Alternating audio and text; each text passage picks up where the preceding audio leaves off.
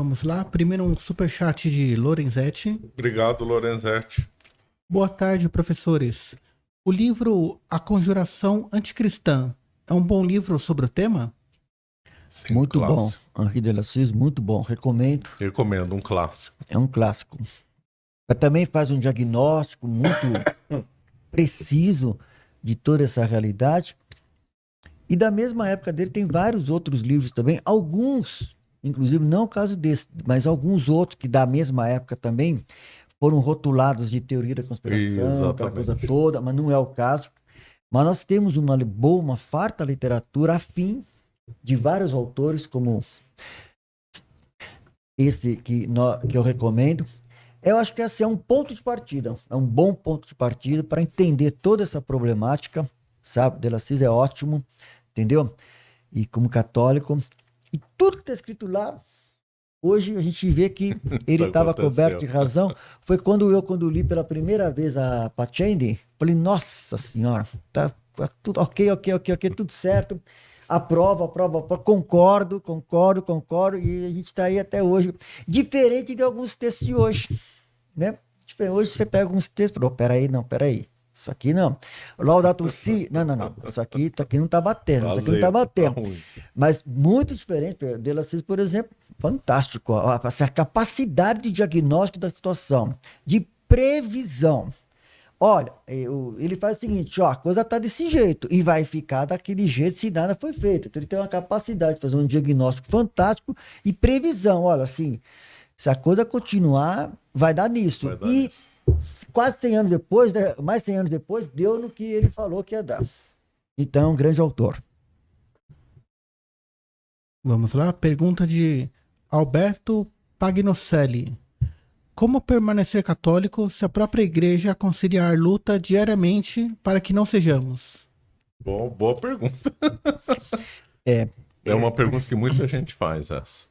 O melhor presente é aquele que transforma quem recebeu o presente. Tendo em vista então o Natal, nós temos então um desconto de 40% para os combos e 30% para os livros. Isso é um desafio muito grande, né? Eu acho que eu sempre falo, nós temos que honrar o nosso batismo, né? Crisma é um sacramento. Crisma, né? Tem que honrar a crisma. Ficar próximo dos sacramentos. Então, a gente tem que fazer a nossa parte, sabe? Por isso que a gente anuncia e denuncia, né? A gente anuncia e também denuncia, certo? Eu sei que a gente está aí em meio a toda essa situação, é aquilo que eu falei. Deixar a barca não é o caminho, sabe? Não, é temerário.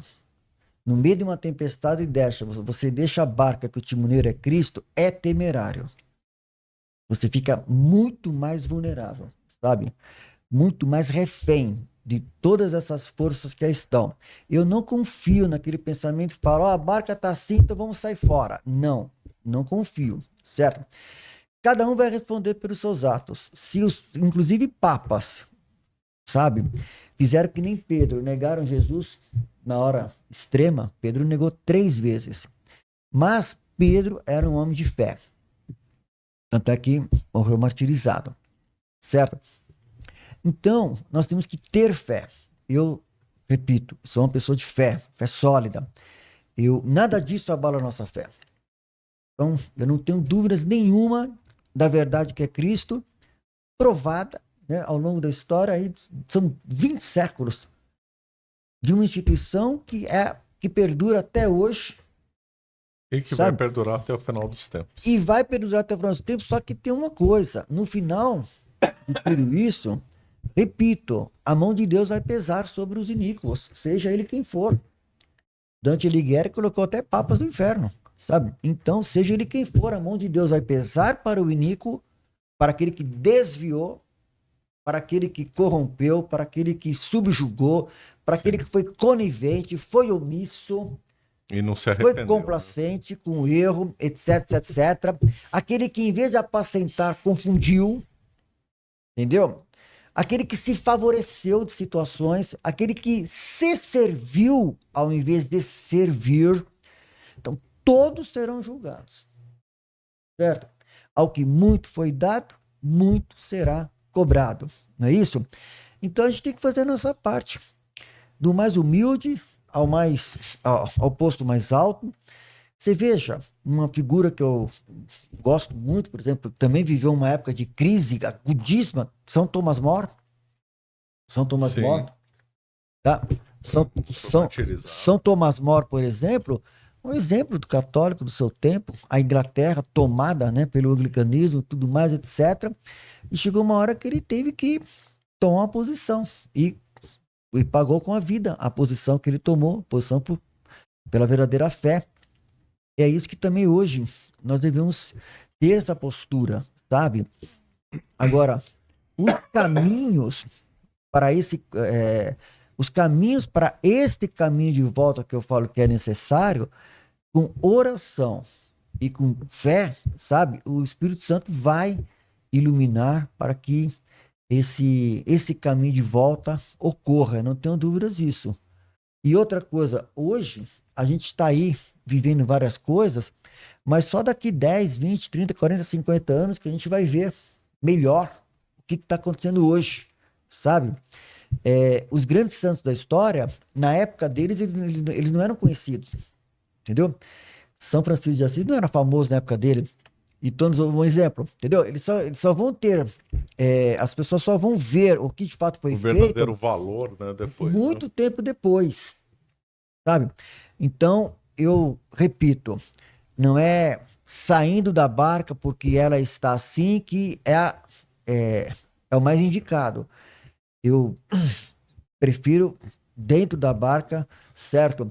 Cujo timoneiro é Cristo, fazer a nossa parte confiando, não em mim, nas minhas forças, certo? Nós não temos força, mas confiando em Deus que Ele opera, Ele vem até os seus. E aquilo que eu sempre falo, sabe? Todas as promessas de Deus são cumpridas. Todas. Pode ver na Sagrada Escritura. E a promessa que foi feita, que tu és Pedro, sobre essa pedra edificarei a minha igreja, contra ela as portas do inferno não vão prevalecer, eu creio firmemente nisso, sabe? Então esse é o meu pensamento. A gente tem que fazer a nossa parte. Aí. Pergunta de Manuel Reinaldo. Os círculos maçons estão no poder público, comércio, infiltrados na igreja. Como retornar esses postos na sociedade sem criar uma revolução? Esse realmente, a gente tem sentido a dificuldade disso, né? Porque eu falei agora há pouco, né? Que bons sacerdotes não chegam a pároco. A bispos, então, nem se fala, porque existe um carreirismo e também existe uma corrupção também, fato. Hoje só a corrupção explica certas pessoas em altos postos, em qualquer instância, que não tem outra explicação. Então, é realmente um desafio muito grande, mas isso não deve ser motivo de desânimo, sabe? Isso em qualquer campo. Eu vou dar um exemplo. Eu fui na minha cidade, eu moro numa cidade pequena, e estamos em São Bento do Sapucaí. Em 2007 foi assassinado o prefeito da cidade. Ah, foi? Foi, em 2007. Nossa. Foi assassinado, mas falaram que ele se matou. Aquela conversa, né? E eu tava igual da Rússia, né? Ele não se matou porque uma semana antes eu estive com ele, certo? Na empresa dele ali. Ele tinha um material de construção ali. E eu me recordo que eu fui comprar o portão da minha casa. Na minha casa, até hoje está lá. Comprei lá uma semana antes do fato. Fui lá comprar o portão da minha casa. E tomamos um café com leite, pão e manteiga ali. Conversamos, ele estava muito animado. Ele ia ser candidato na outra eleição do ano seguinte, 2008. E era favorito. E apareceu morto uma semana depois. E todo mundo se matou, aquela coisa toda. Então ficou um clima na cidade de medo. Um clima de medo. E todo mundo achou que a cidadezinha pequena, todo mundo achou que foi fulano, foi uma corrente tal, foi um grupo tal, então ficou aquela coisa, né? E o que a polícia investigou? O que Não, resultou? até hoje ninguém sabe. Ninguém sabe. Ninguém sabe. Ele era do PT, né? Na época que o PT cooptou muitos católicos, né? E de boa vontade foi, depois ele quis sair do PT. E uma semana do episódio que ocorreu, ele tinha assinado a desfiliação do PT. Então também ninguém sabe o que ele pediu, ele se desfiliou do PT uma semana antes do fato. Então são várias coisas que aconteceram, ninguém sabe. Mas o que eu quero dizer é o seguinte, havia um clima de medo na cidade. Medo. Ninguém queria ser candidato no ano seguinte, né? Claro, né? E aí eu saí candidato. Inclusive nas exéquias dele, foi feito missa. Nas exéquias dele, eu fiz o pronunciamento nas exéquias, corpo presente, e no meu pronunciamento eu disse que ele não tinha se matado. Na igreja cheia. Então o pessoal ficou com medo, né? E a gente viu aquele clima de medo, tá? E eu fui candidato. Então, fiz campanha, ninguém queria ser candidato. Fui candidato, fiz campanha, ganhei a eleição. E ganhei depois para presidente da Câmara, né? E fizemos o mandato, e meu último ato como presidente foi colocar um busto desse prefeito no plenário da Câmara Municipal. Então, o que eu quero dizer com isso? Então, no exemplo, a gente não, aquilo que Jesus falou, né? Não tenham medo. O medo paralisa. Então, muitos bons ali, que moravam na cidade, que tinham pretensões de dar sua contribuição também no campo político, certo? Ficaram travados. Ficaram com medo. E nós fomos e fizemos, inclusive, naquele período que São Bento do Sapucaí se tornou a primeira cidade pró-vida do Brasil. Fizemos a primeira lei orgânica pró-vida do Brasil. Mas eu quero dizer o seguinte, o clima da campanha, tudo ali foi com medo. Travou todo mundo. Então, a gente não teve isso. Por quê? Jesus fala, não tenham medo. Então, da mesma forma, hoje, no mundo, os católicos em geral, hoje o Brasil dominado aí por Alexandre de Moraes, esse povo todo, estou com medo, pá. Não tenham medo. A gente precisa, sabe, proclamar a verdade. Sabe? Proclamar a verdade. Sabe? Que é nosso Senhor Jesus Cristo. Então, isso quero dizer, respondendo a pergunta, o que a gente deve fazer? Sabe? Evangelizar. Cada um dentro da sua realidade, mas não ter medo. A coragem não é intempestividade. Não é aquele cara que, sabe, o cara intempestivo. Não. Coragem. Eu estive no STF, por exemplo, falei lá, participei de uma audiência pública contra o aborto. Todos ali eram abortistas, quase. Todos ali, todas as falas eram a favor do aborto. E na minha frente, no dia que eu falei, estava o Luiz Roberto Barroso, estava na minha frente. Que ele era um dos mais defensores do aborto. E eu, quando eu fiquei ali, quando eu falei de pé, na frente dele, né? Você fica um pouco meio assim. Entendeu? Você fica um pouco meio assim, né? Tenso, né? Mas eu falei que tinha que ser dito. Aí alguém falou pra mim assim, pô, eu acho que você vai ser preso. Entendeu? Eu acho que eu vou te prender. Eu falei que tinha que ser dito, não aconteceu nada, porque a gente também não foi intempestivo. Falou que tinha que ser feito. Então eu acho que é assim, a gente não pode ter medo. Sabe? Tem que ter amor à igreja, temos fé, sabe? Nós cremos em nosso Senhor Jesus Cristo como nosso Senhor, Salvador, nosso juiz. Ele passou pela cruz. Ele deu o exemplo em tudo. Ele ressuscitou, sabe? Então, ele disse, pode ver no Evangelho, você tem várias passagens. Não tenham medo. Ele andou sobre as águas, chamou Pedro, pode vir. Né? Pedro começou. Daqui a pouco, entendeu? E ele, homem de pouca fé, entendeu? Então, várias passagens do Evangelho, ele fala assim, não tenham medo. Então, acho que esse é o sentimento que a gente tem essa confiança de que a gente tem que fazer a nossa parte. Entendeu? Já aconteceu várias vezes, situações de audiências públicas que eu participei, que eu fui contundente, mas sem adjetivações. E falaram para mim, pô, acho que agora você vai ser preso. Entendeu? Sabe? Não aconteceu por quê? Porque Deus tem, né? Há um chamado do Senhor. Sabe? Há um chamado do Senhor. Cada um tem uma missão, todos têm a sua missão pessoal, pequena, grande, não importa. Mas o que Deus quer é o sim, nosso sim, né? Eis-me aqui, Senhor, faça segundo a tua vontade. Então eu não tenho dúvidas de que daqui a 50, 100 anos, quando a gente vai olhar para esse passado, para a história nossa, a gente vai ver o que foi trigo. A gente vai ver o que foi trigo, né? Estamos com um livro aqui, olha, do Padre Félix Sardá de Salvando. Então é um trigo. Tá aqui, ó. Isso é um livro foi escrito em século XIX. Foi escrito no século XIX. Um livro que foi uma resposta a uma encíclica do Papa Leão XIII. Entendeu? Está aqui até hoje. Então, fica. Entendeu? Então, eu acho que a gente tem que fazer a nossa parte. Então, é assim que a gente afirma a nossa fé e faz o bom combate. Pergunta de Maria José Aquina. Professor, a queda do Muro de Berlim não foi o espalhamento dos erros da Rússia, como disse Nossa Senhora em Fátima? Fiz uma live outro dia aqui no meu canal, acho que 2 ou 3 lives, de cada uma de 2 horas. Só para falar sobre os erros da Rússia, que foram assim tantos. Não é só o comunismo que só para só ele, né? São várias coisas. Então, até sugiro, aí aproveito para fazer a divulgação no meu canal, né? Hermes Rodrigues Neri, pode procurar lá os erros da Rússia lá, que tem acho que umas 3, 4 lives assim, de quase 2 horas. É bastante coisa, não é só uma coisa, não, é bastante coisa que está envolvida. Se eu começar aqui agora, vai dar outro podcast. Mas eu recomendo, pode ir lá, pode ver que tem lá em profundidade esses, sabe, essas ramificações todas. Pergunta de Wesley Gabriel.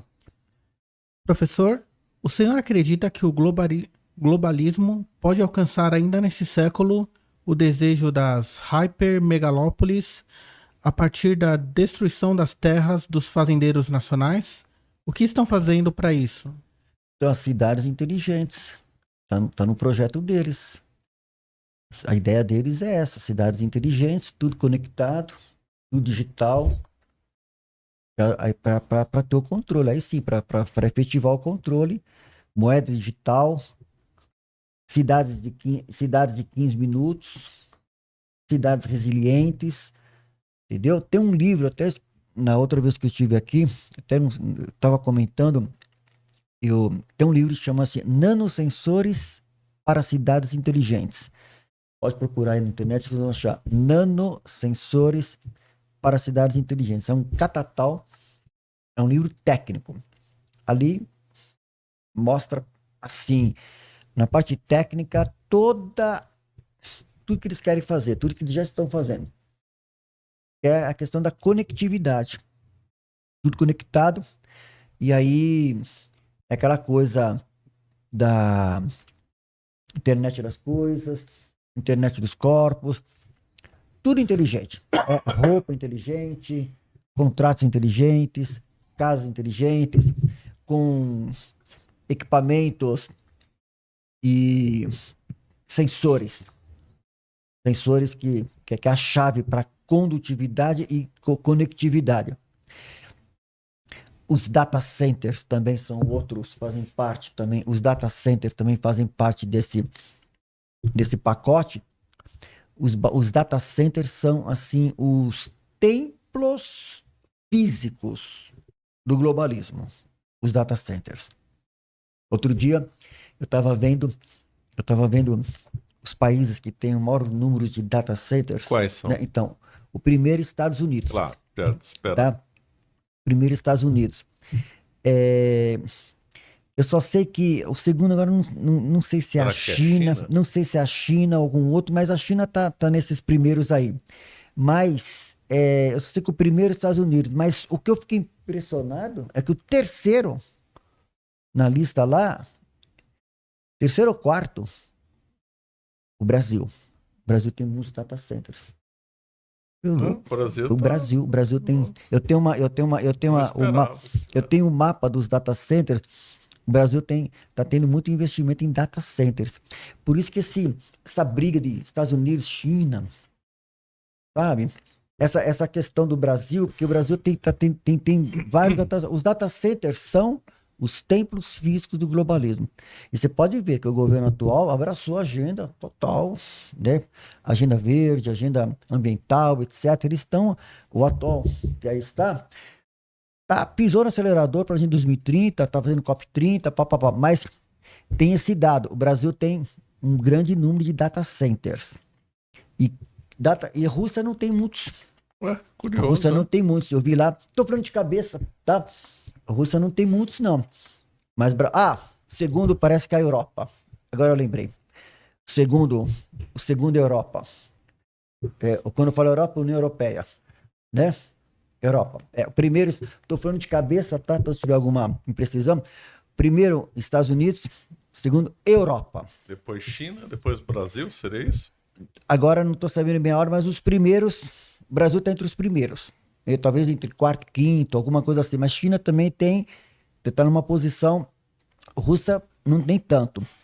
Aí a gente vê o quê? Que Estados Unidos e Europa dominam os data centers hoje. Hoje os data centers é a alma do global, é a parte física, a parte concreta. Espinha dorsal, né? Por quê? Por causa dos dados. Big Data.